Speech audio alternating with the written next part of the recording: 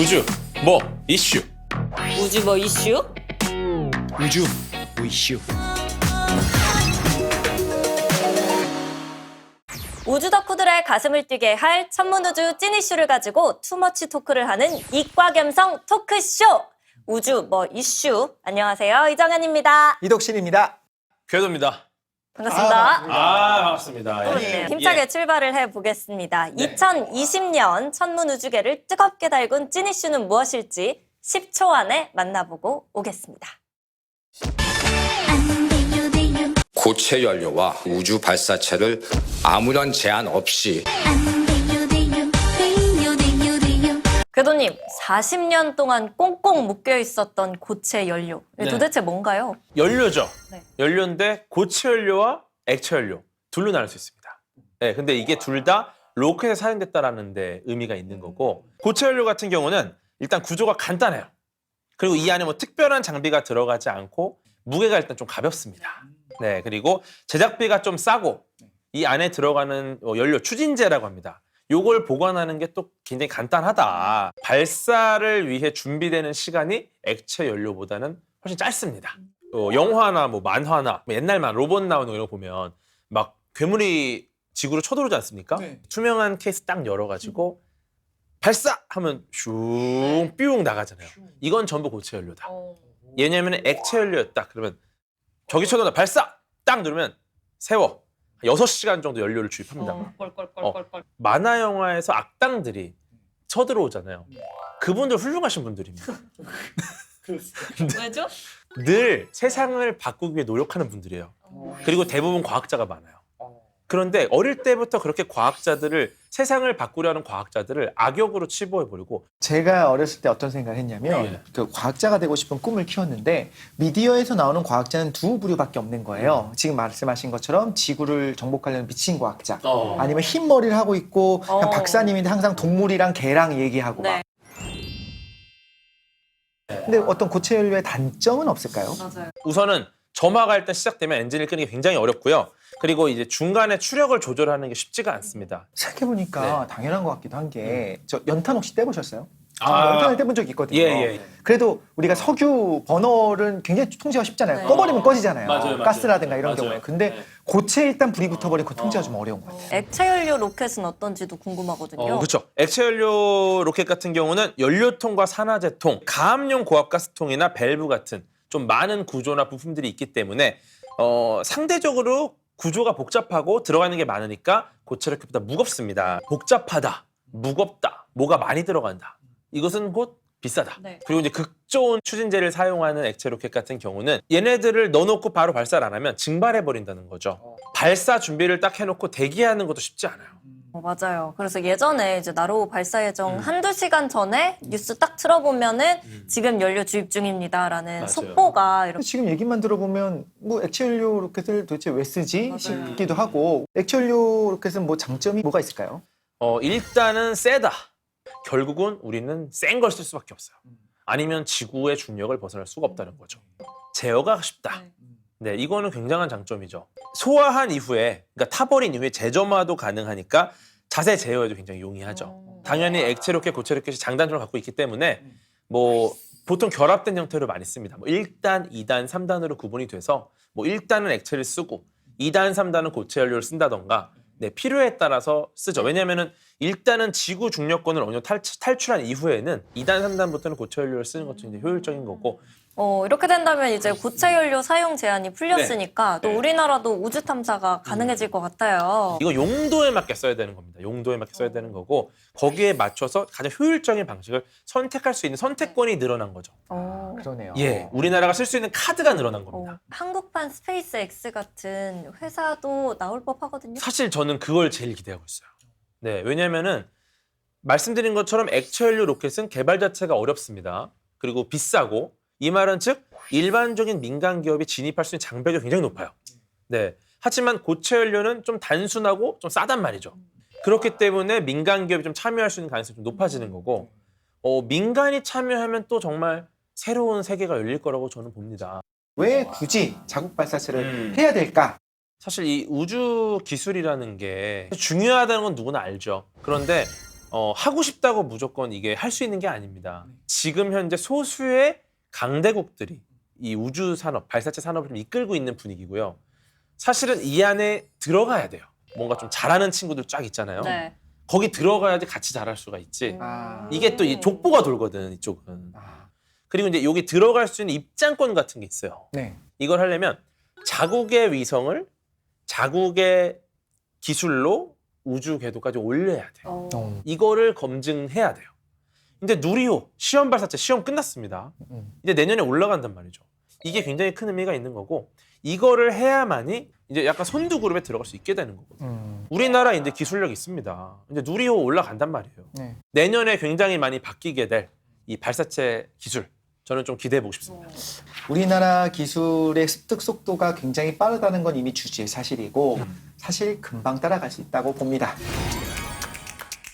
우주 탐사 역사를 보면 예. 사실 초반에는 대부분 액체 연료 로켓으로 되어 있기는 해요. 근데 이 역사가 되게 재밌어요. 이 모든 어떤 우주 개발의 역사가 한 권의 책으로부터 시작됐다라고 해도 과언이 아닙니다. 그러니까 유럽에서는 그 지구에서 달까지라고 하는 1865년 책이에요. 요걸 보고 영감을 받았다고 해요. 근데 내용은 되게 재밌어요. 뭐냐면 남북 전쟁이 끝나고 미국에 대포가 남아 도는 거예요. 야, 이 남은 대포를 갖고 뭐 할까? 야, 이거 우리가 대포를 잘 크게 만들어서 달로 대포를 쏴보자. 달을 맞춰보자. 예. 그러다가 이제 모험가들이 붙기 시작합니다. 그럼 내가 한번 타볼게. 그러면서 이제 대포에 타서 달까지 날아간다. 이런 재미있는 이야기들이 있는 거예요. 지금 들으면 이게 뭐야 싶잖아요. 여기에 영감을 받는 사람이 나타나기 시작합니다. 그래서 이제 로켓의 아버지라고 하는 러시아의 공학자가 있었어요. 콘스탄틴 치올콥스키. 이분이 이제 이 이야기를 듣고 연구를 이제 진행하기 시작합니다. 이분이 어떤 연구를 했냐면 예를 들면 그 현대 우주 로켓 공학이 다루고 있는 인공위성의 원리 어느 속도 이상이 나야 된다라는 것부터 시작해서 우주 정거장, 액체 로켓 엔진은 어떤 구조가 되어야 되는가, 그리고 다단 로켓을 처음 생각을 해내요. 그런데 가장 중요한 업적은 치올콥스키의 어떤 로켓 방정식 수학적으로 정리를 했었던 거죠. 사실 치올콥스키는 러시아 사람이었고 오히려 우리는 다른 사람을 잘 알죠. 그렇죠. 네. 미국의 로켓 공학자 네. 로버트 고다드입니다. 바로 고다드. 그렇죠. 이분은 정말 훌륭한 분이에요. 1926년에 세계 최초로 액체 연료 로켓을 개발을 했죠. 네, 이때 개발한 로켓이 2.5초 동안 12m를 날아갔어요. 좀 약간 별거 아닌 것 같잖아요. 네. 사실 그게 느껴지기도 하죠. 그런데 사실 수학적인 방정식을 만들어낸다는 거는 과학자들이 할 수 있는 겁니다. 네. 근데 이분은 했어. 이거 한 거야. 실제 해본 분이고요. 그게 대단한 거고 1932년에 자세를 자동으로 유지하면서 비행할 수 있는 자이로스코프를 탑재한 자이로 로켓을 또 만들게 됩니다. 네. 우리가 그냥 하늘로 날려보내더라 우리 모형 로켓처럼 이 정도로 끝나는 것이 아니고 제어의 가능성을 넣고 네. 자동으로 방향을 바꿀 수 있다. 맞아. 이거 자체가 좀 대단하다는 생각이 들거든요. 그리고 로버트 고다드는 무시를 많이 당했습니다. 처음에는. 당시에. 예, 그리고 로버트 고다드가 이제 처음으로 논문을 쓴 거에 아주 유명한 신문사에서 고다드는 고등학교 물리조차도 모르는 사람이다.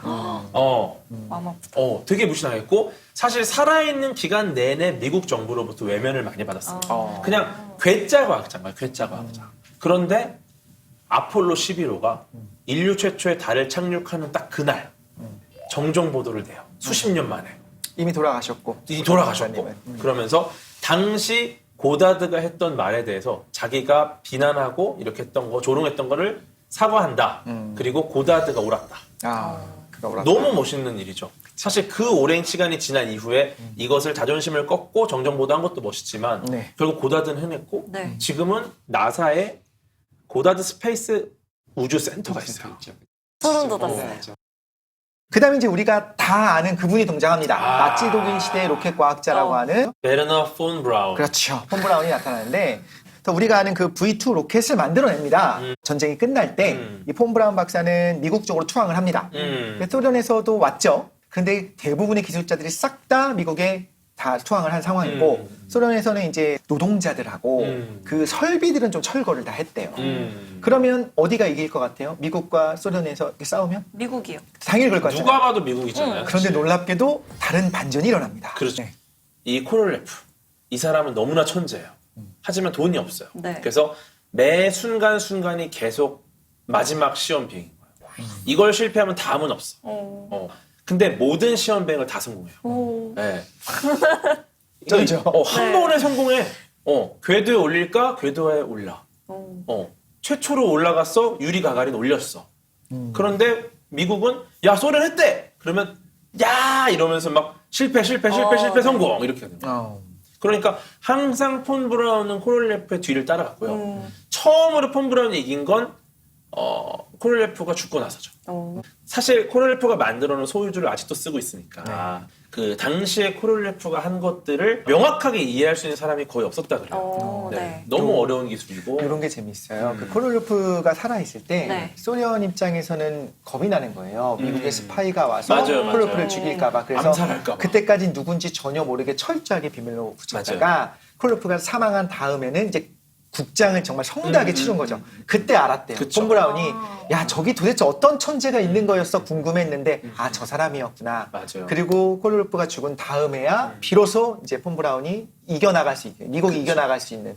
근데 이 모든 게 알려주는 것들은 이런 것 같아요. 결국엔 어떻게 보면 허무맹랑하게 느껴지고 우리가 들었을 때 이게 뭐야 싶은 책 한 권에서 시작했다. 맞아요. 꿈을 항상 가지고 그걸 쫓아갈 때 우리도 이제 할 수 있지 않을까라는 생각을 하게 됩니다. 생각보다 굉장히 많은 예술가들이 과학으로부터 영감을 얻어서 작품을 만들어내고요.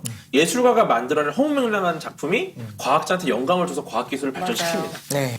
저는 이 치올코프스키가 했던 명언이 또 아, 기억에 많이 남습니다. 가슴이 웅장해지죠. 네. 지구는 문명의 요람이다.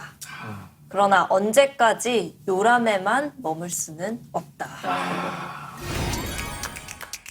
2030년에 우리나라도 이제 달로 사람을 네. 우주인을 보려고 하고 있지 않습니까? 그렇습니다. 그리고 지난 9월에 나사도 네. 다시 한번 인류의 달 복귀 계획을 짜요. 이름 자체가 좀 시사하는 게 있는 것 같아요. 아르테미스 프로젝트 아르테미스. 종합보고서.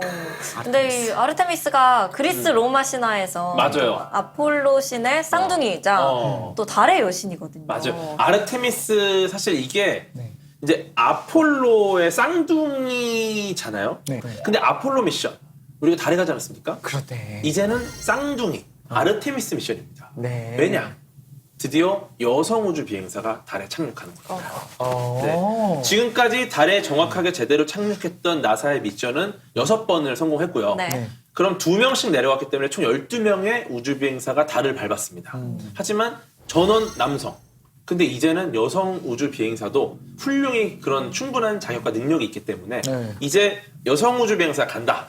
네, 이번 맞아요. 기회를 통해서 또 많은 여성 아이들이 네. 보고 꿈을 가질 수 있을 것 같습니다. 생각보다 네. 우주 산업에 여성 과학자분들 굉장히 많으세요. 맞아요. 네. 실제로 우주인들의 다수가 이미 여성분들이 많이 있었죠. 많이 계시죠. 달에 네, 가지 네, 못했었다는 네. 거. 그 그쵸, 당시에는 그렇지 않았었다. 맞아요. 그러면 이제 앞으로 계획이 3단계 정도 계획돼 있다고 하는데 그쵸. 네, 좀 설명을 해주세요. 예, 일단 내년 21년 11월 달 궤도 무인 비행입니다. 그다음에 2023년에 달 궤도를 이제 사람이 네. 탑승해서 돌게 되고요. 24년에 드디어 달 착륙을 한다. 네. 이렇게 보시면 될 것 같아요. 과거에 아폴로에 했었던 거를 사실 다시 다 하는 거예요. 네. 다시 가는 거죠. 그렇죠. 근데 그 옛날에도 갔는데 왜 사람이 지금 달에 바로 가지 못하는 거예요? 아, 이게 음모론자들이 이야기 또 많이 하세요. 아 그러겠구나. 네. 야, 52년 전에도 광고를 지금 뭐 그렇게 준비를 해? 근데 제가 한 2가지 측면에서 좀 디펜스를 하려면 네. 일단 첫째, 운전하시죠. 52년간 오직 직립보행으로만 다니다가 네. 52년에 다시 처음 운전대에 앉았다. 운전 가능합니까? 떨죠. 그러면 사실 사고 나. 처음부터 다시 연수 받기는 맞아요. 해야 돼요. 예. 정말 연습을 많이 해야 돼요. 즉, 너무 오래 쉬었으면 사실 다시 해야 돼요, 처음부터. 그게 맞아요. 네. 근데 중요한 건 뭐냐? 아폴로 11호부터 해나왔던 달 탐사는 목적이 이거였어요. 인류는 달에 갈 수 있다를 네. 증명하는 거였습니다. 네. 근데 지금은 목적이 달라요. 우리가 달에 가서 살 수 있을까? 혹은 달에 기지를 건설할 수 있을까? 네. 아르테미스 미션은 사실 화성 탐사를 위한 전초 기지를 짓는 작업입니다. 네, 지구에서 화성으로 가는 게 쉽지 않습니다. 네. 왜냐하면 지구 중력 벗어나는 게 돈이 많이 들고. 네. 달에서 일단 들어가 있다가 적절한 시기에 화성으로 간다면 사실 훨씬 더 수월하게 갈 수 있을지 모른다라는 아이디어인 거죠. 네. 즉, 이 달을 하나의 게이트웨이로 삼겠다. 나중에 대한민국의 달 탐사선이 발사가 되면 네. 새로 이름을 짓겠죠. 그쵸. 그러면 혹시 두 분 아이디어 있으세요? 통계적으로 가야죠, 통계적으로. 체크를 해보면 나로 누리. 일단 초성은 니은과 리을입니다. 그렇게 가야 돼요, 무조건. 네. 왜냐면 이 라임이 있어. 나로 누리 그러면 이제 뭐가 나오나요? 너랑 우 나랑 애죠. 네. 오, 이 왜가 나야 되나? 네레. 네레 나레호. 나레호 괜찮아. 나레호. 음. 그래서 이제 그날 네. 이름에 나레가 들어간 사람 시민들을 대상으로 이벤트를 하는 거지. 괜찮죠? 박나래 씨가 MC 박나래 씨가 MC 모시고. 정현님 어떻게 네. 생각하세요? 네, 이름. 저 생각해봤는데 예. 저는 문. 문. 영어로 문이잖아요. 네네. 근데 그거를 이제 한국 음성으로 문 그대로 따와서 네. 아까 게이트웨이가 될 거라고 하셨잖아요. 그래서 그 문. 범 내려온다 되게 요즘 유행하는 거 아시죠? 네. 네네네. 도깨비 막 이런 거. 토끼 보러 간다.